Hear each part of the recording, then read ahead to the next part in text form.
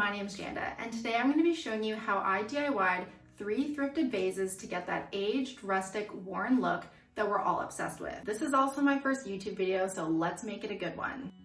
Here's a quick glimpse of all 3 vases in their original state right after I brought them home.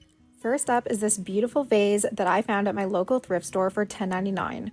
It was originally marked at $16.99 at Winners/Home Goods with a regular retail price of $30, so I didn't think this was a bad steal. I loved the shape, but the color and the texture just didn't work with my decor.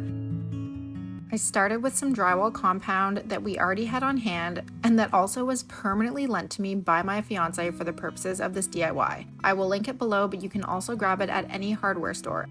This stuff works great for filling in little crevices, so I used it to patch up the holes on the handles, and just a quick touch-up made a big difference. Here I was going for that perfectly imperfect stone-like texture, basically trying to make it look like I didn't try too hard, even though I totally did. I started by rubbing the compound on with my fingers to really work it in, then dabbed it over with a sponge to add some texture and character. Please don't overthink it, the more random it looks, the better. And a quick tip, if it starts looking too uniform, just pat it down with a dry sponge or your hands to break it up. Next, I mixed up some recycled paint that I had lying around to get this deep, moody, off black color. I wish I could tell you the exact ratios, but I totally eyeballed it. So when I went in for the second coat later, it wasn't exactly the same shade, but close enough, and I was actually pretty happy with it. Later that night, I decided to go in with even more texture by layering the dry compound around the handles and building onto the existing patches. It's definitely a personal preference, but I was in full experiment mode, so I figured why not go bold? And here's me going in with that second coat that I mentioned. I really wanted the texture to stand out, so I tried dry brushing using the chalk paint in the color Burlap. All you do is dip your brush in the paint and then wipe off almost all of it, and I'm talking like 90%. And then just lightly brush over the surface and have fun with it. This is going to make all of the raised areas stand out and gives this vase this cool layered effect. And for those of you who are also thinking about how much paint is being wasted, I promise this look is totally worth it.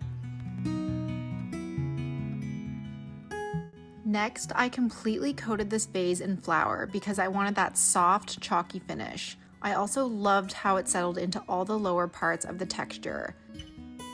If you feel you've gone a little heavy with the flour, just give it a quick blow and most of it will come right off. Just a heads up, however, this part can get a little messy. Full disclosure, I actually stopped here first because I loved how it looked, so definitely let me know if you prefer this stage over the final version. I couldn't help but want to go for more of that rustic look for this vase, so I took it a step further and applied cinnamon using the exact same technique. I really loved how it complemented the flower and added that rustic vibe that I had in mind from the start. To seal everything off, I gave it 2 coats of the matte spray from Michaels. I love this spray because unlike others I've tried, it doesn't really change the look of the vase.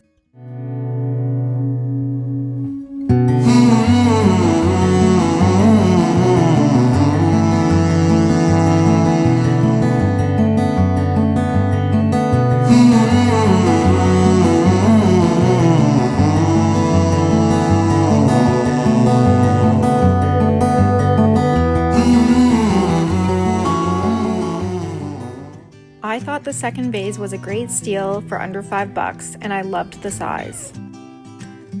Since it had a glossy finish, I gave it a quick sanding to help the paint stick better.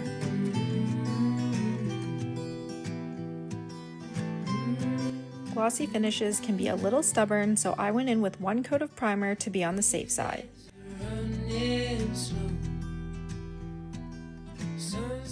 With this next step, I was going for that layered ring look inspired by these gorgeous Olive Ateliers pieces. After digging around for the perfect size bowl, I used it as a guide to trace a level line right where I wanted my first ring to start. I I was aiming for 3 rings in total but couldn't find a third bowl that worked, so I just eyeballed the last one based on the first 2. And I wasn't too worried about getting it perfect since part of the charm with these pieces is that slightly imperfect handmade look. I then grabbed this jute string and used my hot glue gun to secure it in place. This glue does dry super quickly, so make sure to work in small sections to avoid having to redo.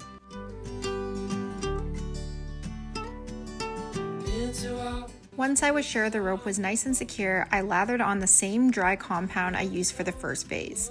It helped blend everything together and seal in that rope texture. It's best to let this dry overnight to let it fully set. I knew I'd be using watered down paint later, so I sealed everything in with a matte Rust-Oleum spray to keep the compound from reactivating. I will say that this spray isn't truly matte, but it protects well, and since I was painting over it, the slight sheen didn't bother me.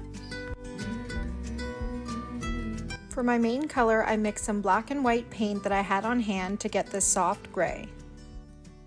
I noticed a few white spots still showing after the first coat, so I went in with the second to make sure everything was fully covered. For this next step, I used the same paint from the first vase and dry brushed over the rings to make them pop and add a little extra dimension. I also dry brushed over the top and bottom rims, then lightly brushed over the rest of the vase to add a bit of visual interest and tie it all together. Once that dried, I went in with a watered down brown craft paint in the shade Espresso and brushed it all over the entire vase, but skipping the rings. This also created the perfect base for the final step. And you may have guessed it, but I'm bringing out the cinnamon again. It's one of my go-to tricks for that aged rustic vibe. I applied this all over, focusing on spots where dirt would naturally build up, like the rings and the thicker areas of compound. I didn't wait for the watered down paint to dry, so the cinnamon would stick more and create darker patches. Last, I went in with the same protective spray as the first vase and gave it 2 final coats to seal everything in.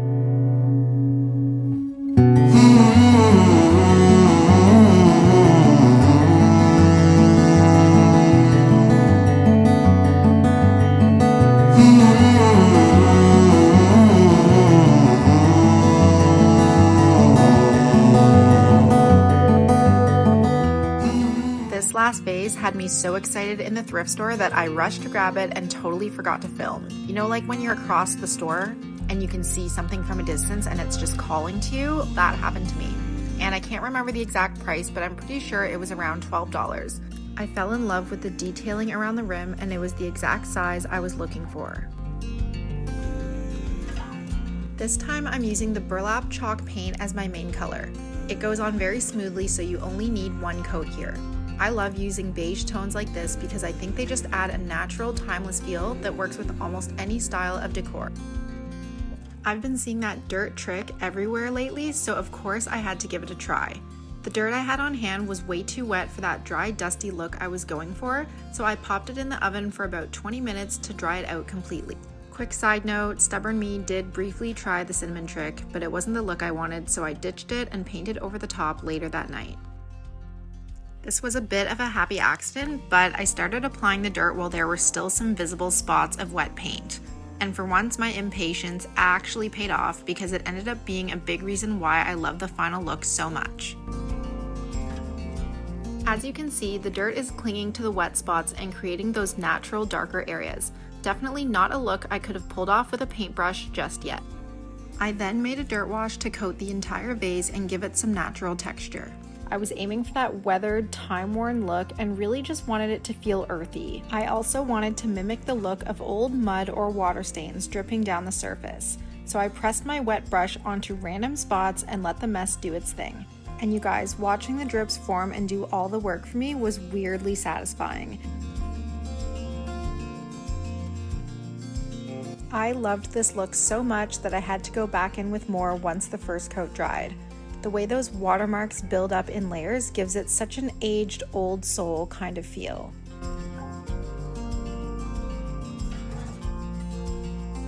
Lastly, I wanted to give a bit more definition to the shape, so I focused the dirt wash around the bottom of the vase to add some shading.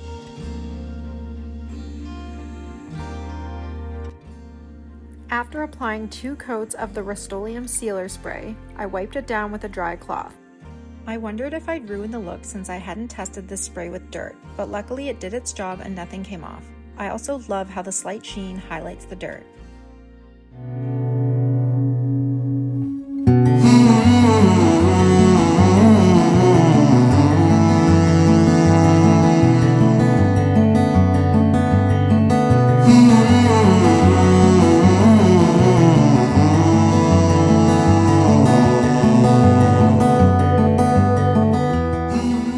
That's it for today's video. I really hope you enjoyed all of the techniques I used, and if you do have a favorite vase, I'd love to know in the comments below. Thank you so much for watching, and I'll see you in the next video.